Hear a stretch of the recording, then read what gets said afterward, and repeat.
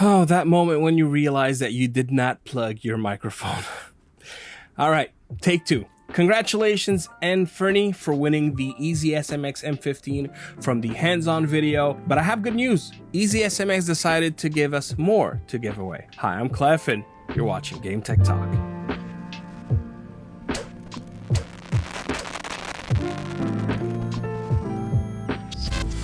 And as we mentioned a second ago, EasySMX is giving me 3 more controllers to give away. However, something is quite different. I will be sending the one that Infinity won. The 3 others that EasySMX are giving for giveaway will be sent by them, which means that we are no longer confined to Canada and United States for the giveaway. This product has been sent for review. All opinions are my own, and they get to see the video at the same time as everybody else. All right, the other thing, there's a hands-on video, as I mentioned. I strongly recommend, if you haven't seen it, to watch that one first, as it will be complimentary, and I'm not trying to address the same thing twice. However, I will put, that should appear right about now on screen, ratings as per different aspects of this controller, and we'll also use this for the comparison that will come later in this video, but that should break it down in a nutshell. If you want more details on many, to not say all of these aspects, the hands-on video is complimentary to really seal the complete experience of this review. In my hands-on video, I've mentioned how Call of Duty Mobile wouldn't work. If you don't know, Call of Duty Mobile, when it comes to wired controllers, which technically the EasySMX M15 is,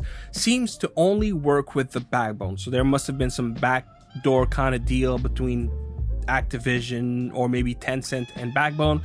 I don't know for sure.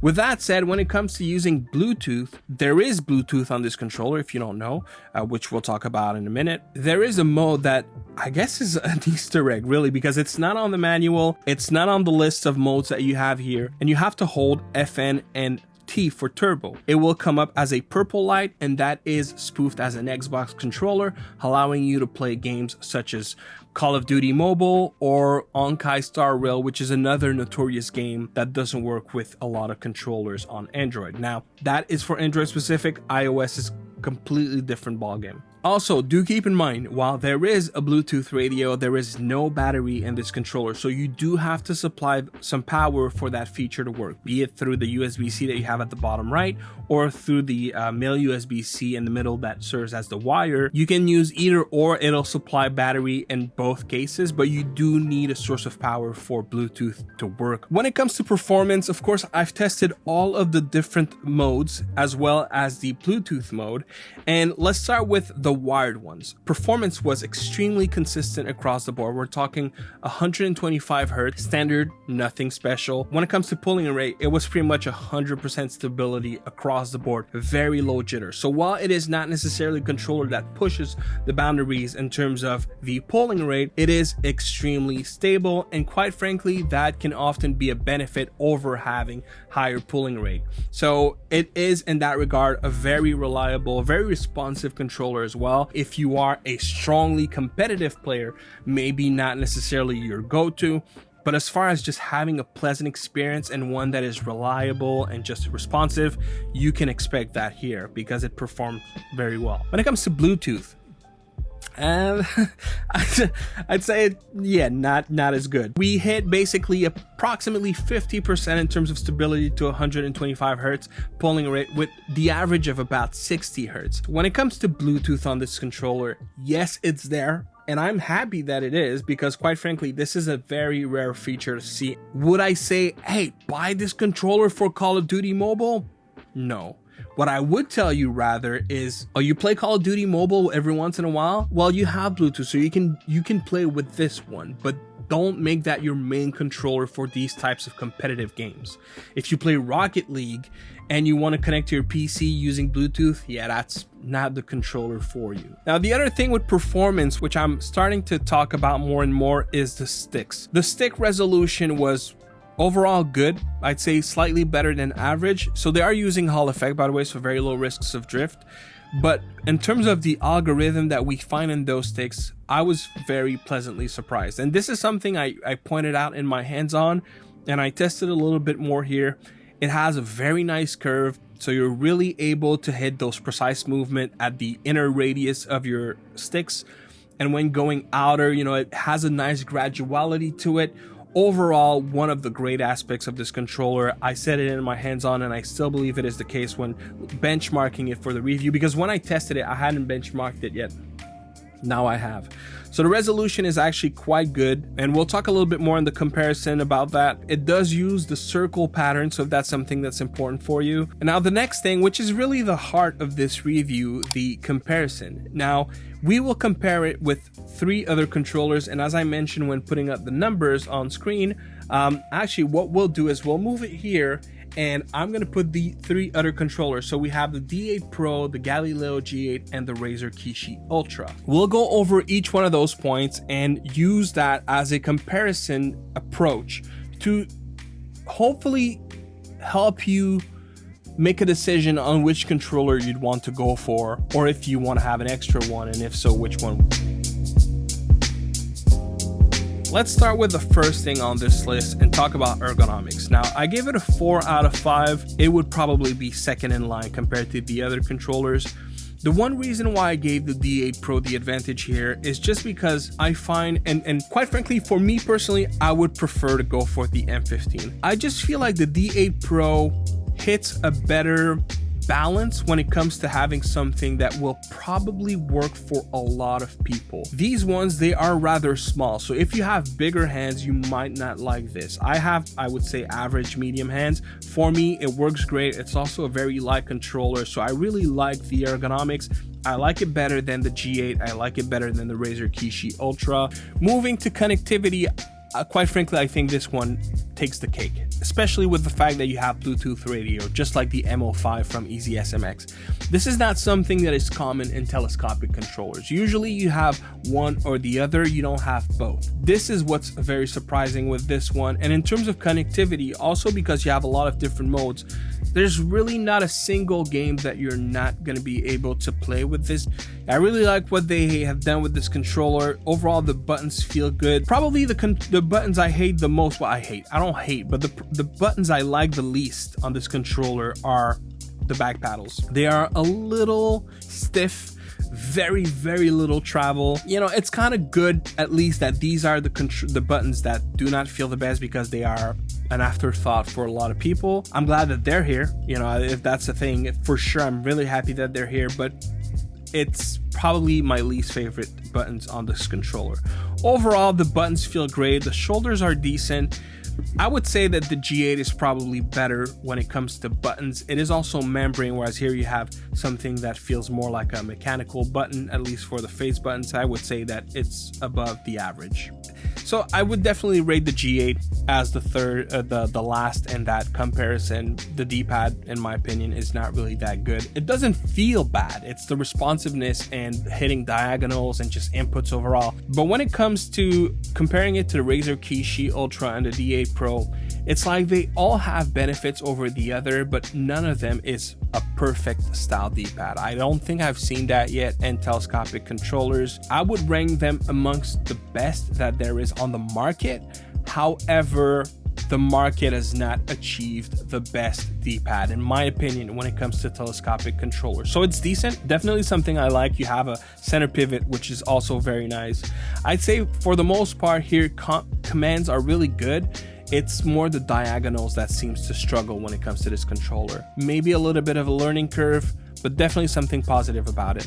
And next is the sticks, and we talked about it a little bit, and this is definitely something where I also think this controller is very good. In terms of the curve, and that's probably what this controller does the best, the curve is really good. So is the resolution of your sticks. Just overall a great balanced stick. But I do have to say, and that's something that there are certain instances where certain companies are able to flex their experience, and when it comes to the best sticks, Kishi Ultra does definitely demolish the competition. Now they also use Hall effect, just like the all 4 controllers really use Hall effect. The Razer Kishi Ultra has really nice sticks.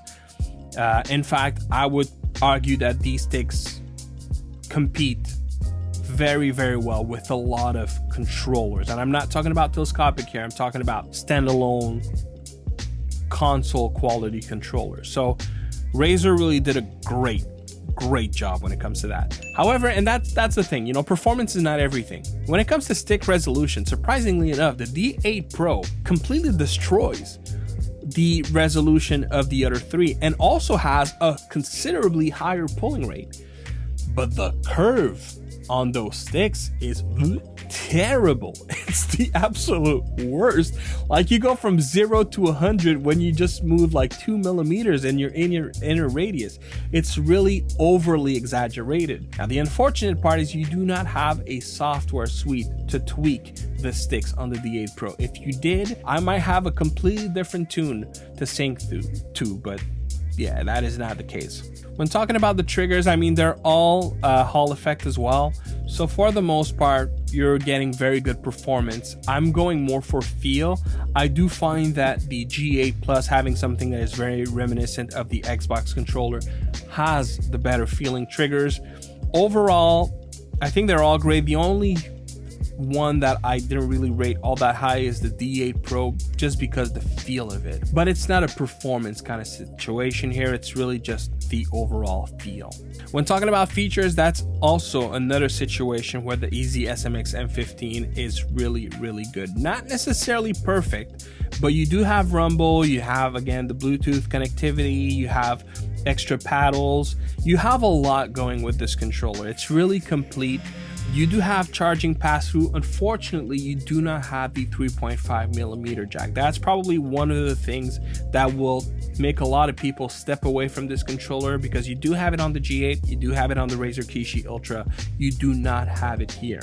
Now, another thing, which we'll address in a second, is does that work? And we'll get back to that when talking about the questions. When it comes to features, you also have controllers that do other things that this one doesn't. For example, the G8 can easily be modded to support tablets.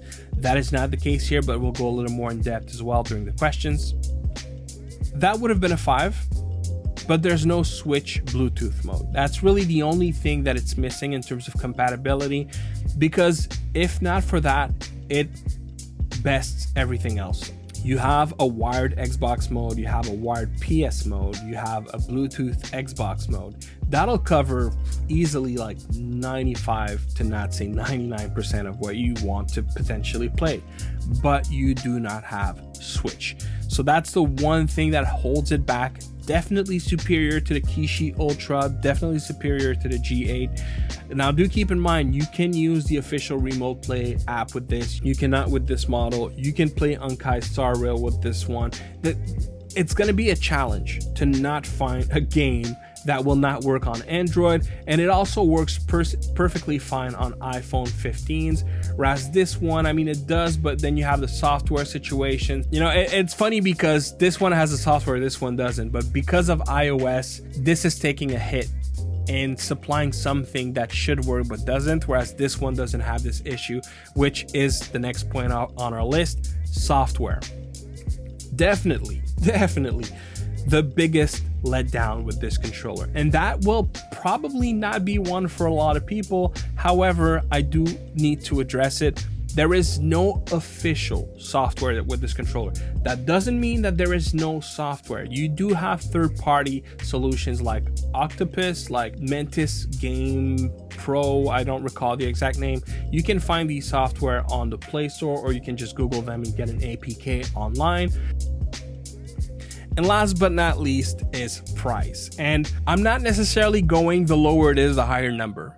I'm looking at it from the perspective of how much do you get for the price that you pay? Because, you know, it's okay if you pay more as long as you get more. That's kind of the way I look at it. And that's why the Kishi Ultra is definitely the fourth in that category. But maybe some people will be surprised to see that the G8 and the EasySMX M15 are at the same ranking, because the M15 is cheaper in terms of price. But then I was thinking and taking into account the fact that while this could work for phone and tablets if you mod it, and it is also very feature rich, it has a software solution. This one does not work for tablets, doesn't have a software. Okay, it is less expensive. There are certain things that it does better. It has rumble, for example. It has a Bluetooth radio, but you know, it's not black and white. You know, there's a little bit of a gray zone here. So that's why they rated it the same. And for sure, although the quality is not the same and the sticks are definitely not as good, The D8 Pro in that category just takes the crown easily. You know, the price is so affordable considering everything that you have. Granted, you might not use half of it, but if you do, it's hard to beat in terms of features. Before we go to the conclusion of this video, let me just address a few questions. So the first question I have here from Matt Davis 9601 is, can you use one of those to connect a pair of headphones to the M15? You cannot. And to be fair, I have yet to see a controller that does that. We have to keep in mind that supporting data does not mean that it supports every type of data. The inputs of a controller are extremely low voltage. There's very little current needed to be able to push that data forward. When talking about audio or video, it's a completely different protocol. It's a completely different current. It's just not the same. So while there are controllers that do support data, for example, the Kishi Ultra or the Backbone, they don't support OTG protocol. So if ever you know of a controller that does that, please let me know, because I have never ever seen that in my experience. And that's not even telescopic controllers. That is, I've never seen that with controllers, point blank. Mohawky 1232 asks if I can compare it to the D8 Pro and G8. I hope that was conclusive enough, but if you have more questions, make sure to drop them in the comment box. I'll be happy to oblige. Hong Nguyen Clisp, I think I said that right. Hong Nguyen Clisp. I want to say Clips, but Clisp asked the size of the joystick versus the Series X and the Switch. So I'll put the numbers on screen. So I would say that the EasySMX M15 has what I would call a medium size stick. The Kishi Ultra and G8 probably have better sticks, and also for the G8 and G8 Plus you can easily swap them. Zigzagoon asks for lower dead zones. In my testings, personally, I find that not only does the EasySMX have a better, smaller dead zone, but also this is not something I'm able to confirm in terms of data because I don't have a software to do that. But when using those sticks, I find that the hard-coded dead zones on the sticks are slightly better. But more importantly, I do find that the curve of the sticks, at least by default, because I'm pretty sure you can adjust the ones on the G8 as long as you're on Android with their software. The default stick curves I find is more pleasant on the EasySMX M15. Soul for Soup asks, can you use this with a USB-C female connector? So for those that don't know, this is what Soul for Soup is asking. This is basically a cable that you can plug here and use the controller wired on other devices that wouldn't necessarily fit in the controller itself. And yes, you can. Data won't go through this port, which is so weirdly placed as well. Yes, it works. In fact, that's exactly what I used to benchmark this controller on PC on the different modes. LuongVC_gaming asked if it has an Xbox mode or a PlayStation mode. It has both. So you can see the modes here. And yeah, there's basically nothing. I mean, we kind of addressed it in this review, but there's basically nothing that this controller cannot do. It's very well rounded in that regard. And also you have the Xbox mode on Bluetooth as well. So you're not missing out on anything really. And last but not least, Zen5148 asks, can it be modded to support an 8-inch tablet? So I did open it. I'm going to put pictures on screen. Can it be modded? I mean, arguably yes, because nothing's impossible. However, and take it from someone that tried with a lot of different cables well before I was even making YouTube videos, well before the GameSir G8 was even existed. I tried modding, I want to say probably half a dozen controllers, and it's not as simple as it seems, and getting the right ribbon cable is not easy, because not only do you need enough pins, the exact same number of pins, you need the length, a specific length, and you need a specific rating in terms of current. So if you don't have all these things that works specifically for the length that you want, it will simply not work. It's not as simple as just finding the cable that is lengthier and just plugging it and boom, it works. Believe me, I tried. It's not that simple, unfortunately. All right, guys. So if you paid attention to the scoring, you'll know that the G8 and EasySMX M15 came neck and neck and bested the Kishi Ultra and D8 Pro. So the conclusion is this, at least I would believe that this is what it needs to be. Would I recommend the M15 over the G8? I took a long time. I tested a lot of games. Before answering this question, there is only one question I need to ask. Do you intend to use your controller on something other than a phone? For example, a tablet. If your answer is yes, go with the G8. Or even better, go with the G8 Plus. But if the answer to that question is no, go with the M15. They're both of them are extremely good. But the one reason why I would recommend the M15 over the G8 is a very simple aspect. It is, in my opinion, in terms of ergonomics, in terms of buttons, in terms of the sticks, in terms of just about everything except software, it is a better rounded controller. So rather than going for specifics as we could with the G8, we're really going for the more neutral kind of approach. And in that sense, I do believe that the M15 is a better controller than the G8. Super happy, super pleasantly surprised with this controller. I think the quality is great. I think the price is great. It is, again, very well rounded. It's not, it doesn't have the tablet modding like the G8 does, but it makes up for it by having rumble, by having that Bluetooth connectivity. It doesn't have the 3.5mm jack, but again, it has things that the other one doesn't as well. So that's where it becomes kind of the situation of, okay, well, what is more important for you? And then most times, although there are people that have managed to find the G8 at very affordable prices, most times you would be able to find the EasySMX M15 for less as well. But believe me, I took a long time thinking about this. That was a hard decision to make. Now, would I recommend the M15 over the Galileo G8 Plus? Now, that's a completely different question and one I will not be answering today.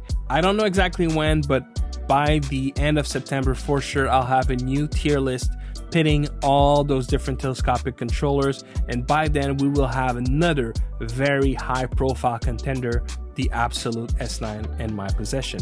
So more coming about that sooner, hopefully soon. All you have to do, just write in the comment box and I'll pick 3 winners. The winner will be decided 1 week after this video's release. Originally, the video was supposed to be released on the 20th of August because the controller was supposed to be available on Amazon on the 20th.